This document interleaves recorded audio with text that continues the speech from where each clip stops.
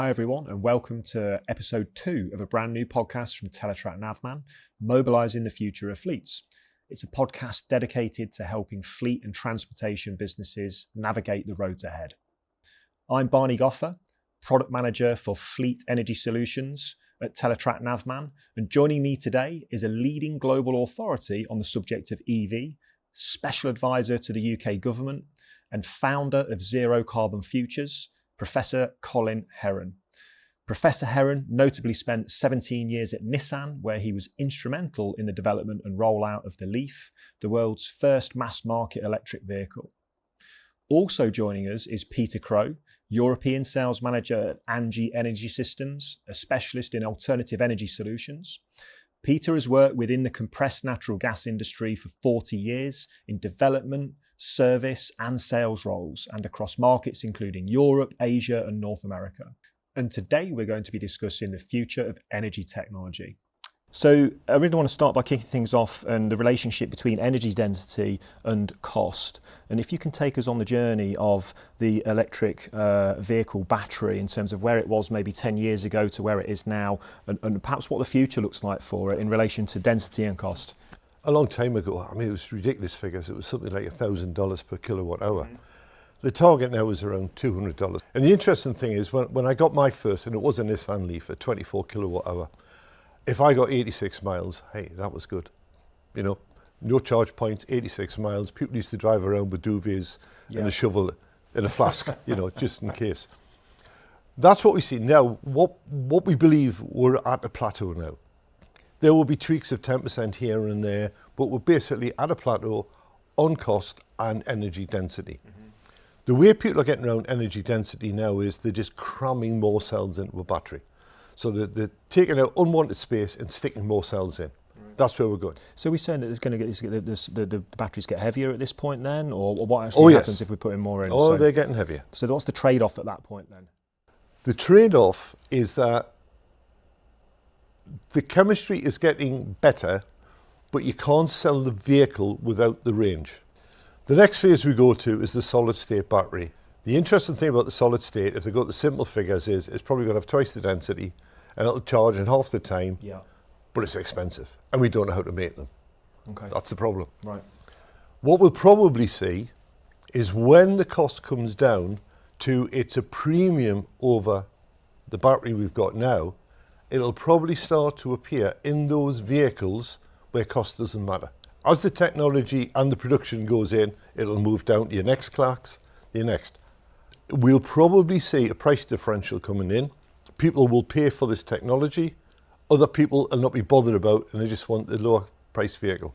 So it's a blend. Is there an opportunity here to actually have different battery types for different use cases in different markets? Is that a scenario that's likely to play out? That will come out. The question we've been discussing previously about HDV might be LFP batteries come, and there's other types of batteries which are being developed as well, which take out the lithium. So all of this is coming, but at the moment we're at a plateau, we're at a cost figure, and that's where we're going to stay for a little while. So energy density is likely not to increase too significantly, but costs will come down over time. Is that what we're saying here then? I think at the moment the answer is cost will come down purely because there'll be big battery plants and it'll be volume related, not technology related. Okay. Yeah. So the technology's almost reached the limitation. Is that the point here? In my opinion, for NMC batteries, we're getting to the point where that's it, and it'll run that way for a while. And one of the reasons for this as well is battery plants are expensive. Yeah. Billions. What's going in now needs to pay back. So I think that will also drive stability. Okay, great. Look, I mean, this is linking into what I wanted to get into next, which is the supply chain piece. What needs to change here so that we can start to meet that demand? Because demand is exploding, right, for electric vehicles.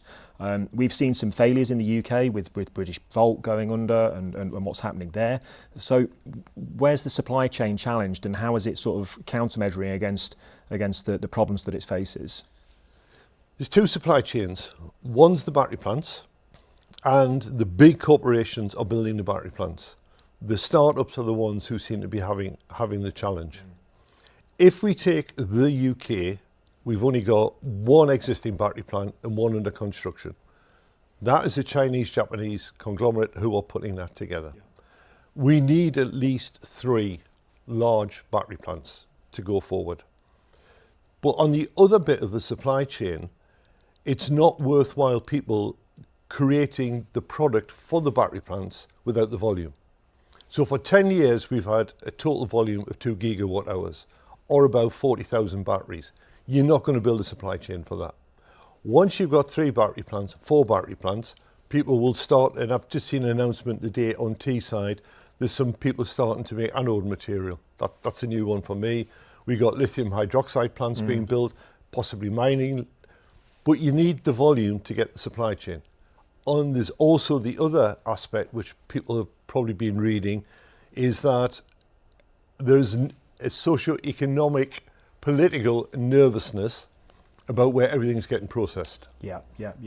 And Australia and America and the UK are leading with other countries to try and move that supply chain.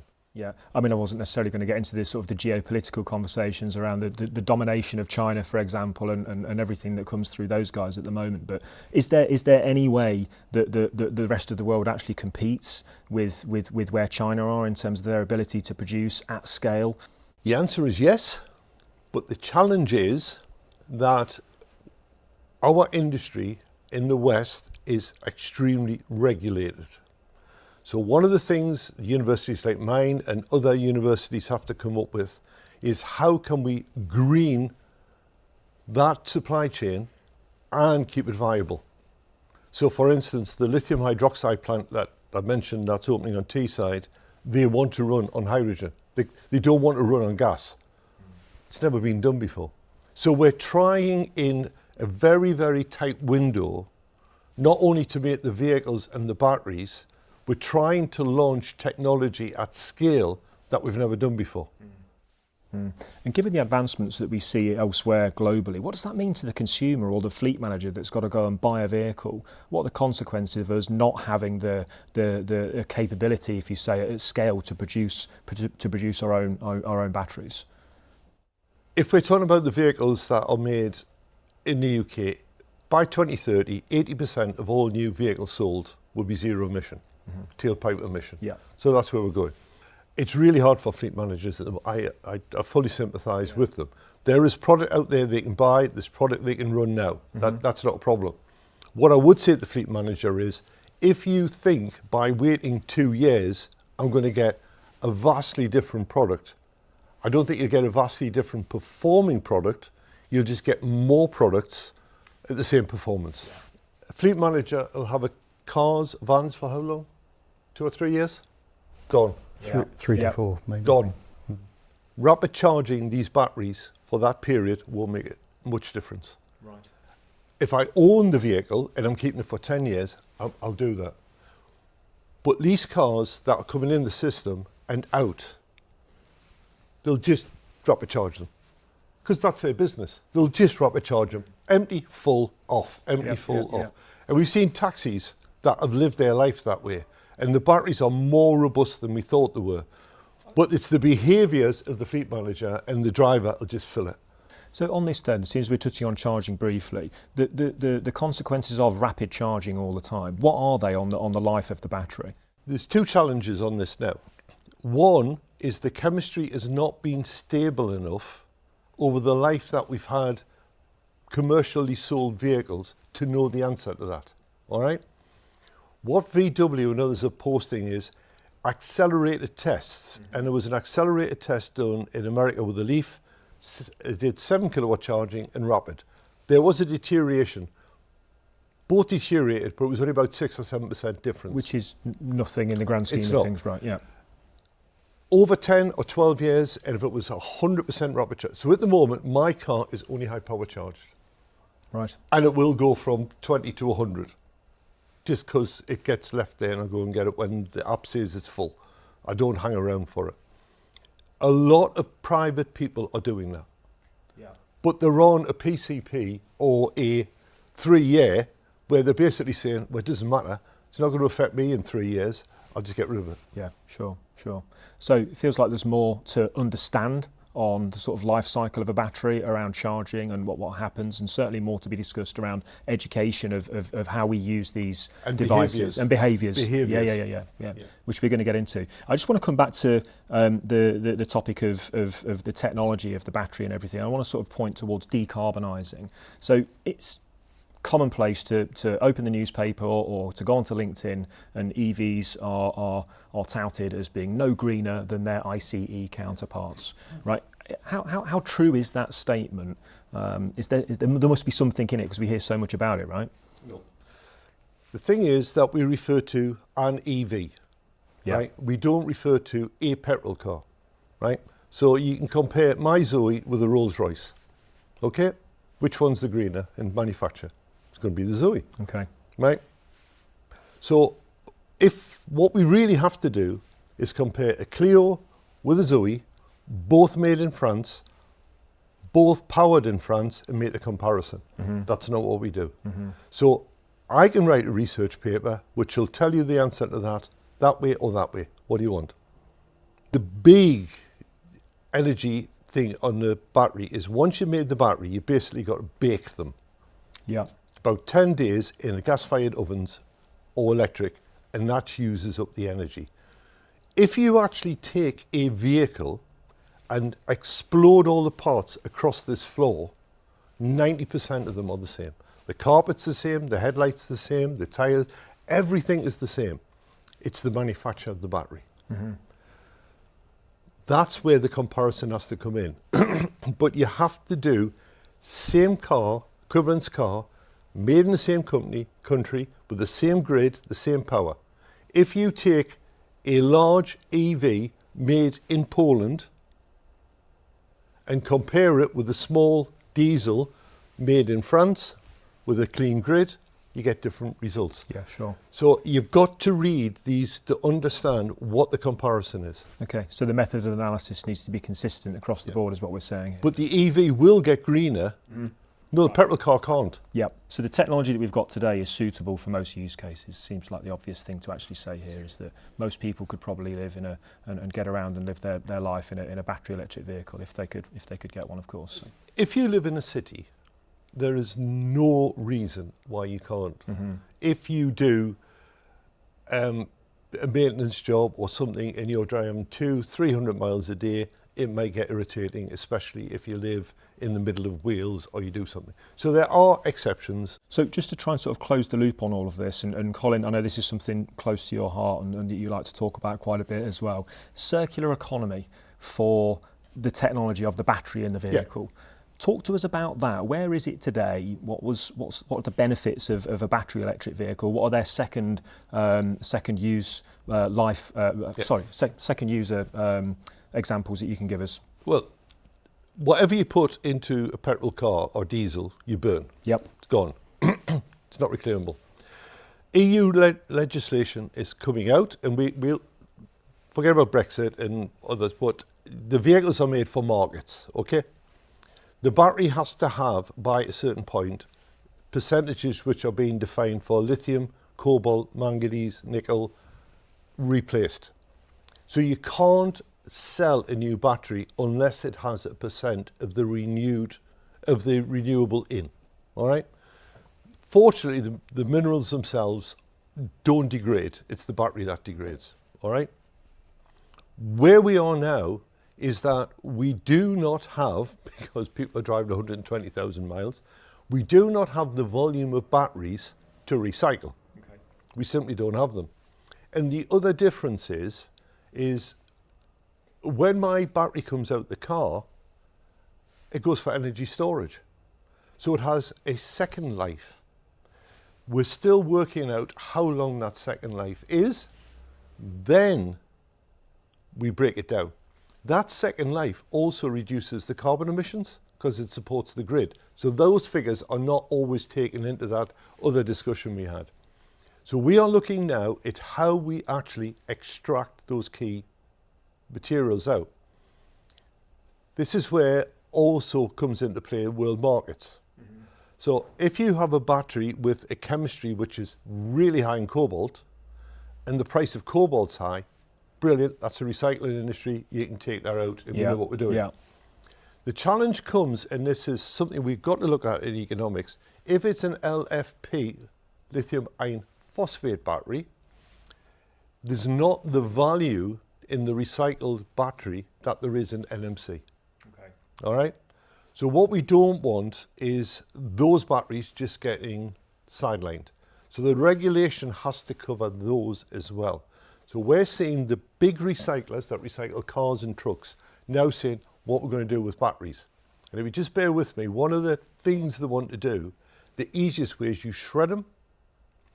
If you shred them, what you get is the equivalent of a coffee jar of what's known as black mass. It's literally like a coffee jar full of granules. That black mass has got an undefined mix of valuable and non-valuable things in.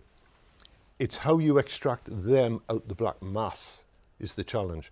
So I work as well, I've got the badge with the Faraday Institution. They've got a program on lithium recycling, and what we're doing is working with the recyclers and the laboratories to work out how do we actually get these back out in a viable commercial way, knowing that we have to do it anyway. Yeah. But it started and it's happening, and I believe Northvolt have actually made a new battery with recycled material. Okay, so it's happening. We're starting to understand how to recycle Yes. batteries from electric vehicles. Peter, I'll turn to you for a moment if that's okay, and probably ask the same questions and see where we get with this. So Colin and I started talking about density and cost. In the context of alternative energy, what's the story there for alternative energy in the industry that you're working in? So we're going to have to break that down into separate products. Yep. But if we start with natural gas powered vehicles, what are commonly called CNG vehicles, then the key there is to operate them on biomethane. Biomethane is generated from anaerobic digestion and is collecting the methane that would come from rotting products, from food waste, from animal waste, and in some cases from crops, although that is less popular to do that. So you generate that methane. You then separate off the carbon dioxide, and you can use that. That's another saleable product. And without you've got to separate the carbon dioxide anyway. But if you were to release that, you would say it was carbon neutral. If you go to collect that carbon dioxide and use it for another source or another application, then you could actually say it's a carbon neutral fuel, or negative fuel rather. Okay. And then the transport would be to the point of use, and then you're then looking at how you store that gas on board the vehicle. Both North America and Europe have taken a common standard. It's an ISO standard, which allows you to store the gas on board the vehicle at either 200 bar or 250 bar. And that's determined by the type of tank that you've got on the vehicle. So the higher pressure are much lighter tanks. They've either got an aluminium liner or a polythene liner, and then they are wrapped in carbon. And the advantage there is you can get that additional range out of the vehicle. Now there is another big consideration. In Europe, most truck manufacturers build their own engines. And so the leading players in Europe are Iveco and Scania as far as gas trucks are concerned. If you go to North America, the market is very different. Most truck manufacturers there, sweeping statement, will buy in their engines. So you can buy a truck there with just about any brand of truck running on natural gas. And the other big advantage they have is they're deregulated in the length of the tractor unit. Okay. So it's possible to get a lot more gas on board the vehicle. This is why we see these mega trucks in places like Australia as well, then, is it? These huge juggernauts. Interestingly, the load they carry isn't actually any more than it is in Europe. Oh, really? Right. But the availability of space. So in Europe, we would traditionally load something like 100 to 120 kilos of gas per vehicle fill. You go to North America and it could be over 400 kilos of gas. Okay. So range is less of an issue. So that distinct advantage then in terms of where battery technology is from that perspective for the heavy duty sector, right? Yes. And it's very typical for a tractor unit. It could be after second, third ownership to be done close to 1 million miles. Okay. And so all the components on there will last that long, and refueling can be as quick as it can with a liquid fuel. Yeah. So then let's bring this into the supply chain question that we asked Colin as well. What are the limitations around this as well? Is that challenged, or is it sort of readily available and easy to produce and distribute, or is there hurdles to overcome there, should we say? So again, it's the traditional chicken and egg. You've got to have a market that demands the vehicle for the manufacturers to build them, because they're not going to make them in ones or twos. There needs to be a volume market there. Yeah.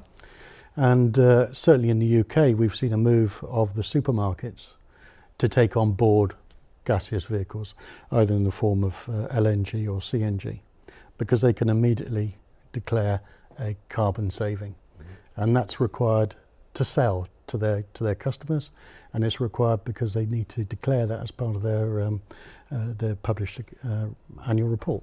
Okay. Yeah. We will get to a degree of net zero for transport, not zero, right? I think we've got to be absolutely honest. For some circumstances, it will be petrol, it will be diesel, right? A tank is not going to run on biomethane, and a tank is not going to be CNG and there are some big vehicles which you see on construction sites, etc., or on the motorway, and it's going to be that much impact on the big impact. And we're just going to have to say, that's it. Okay, great. Thanks very much, chaps.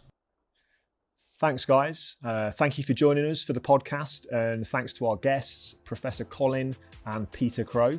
And we'll see you on the next one.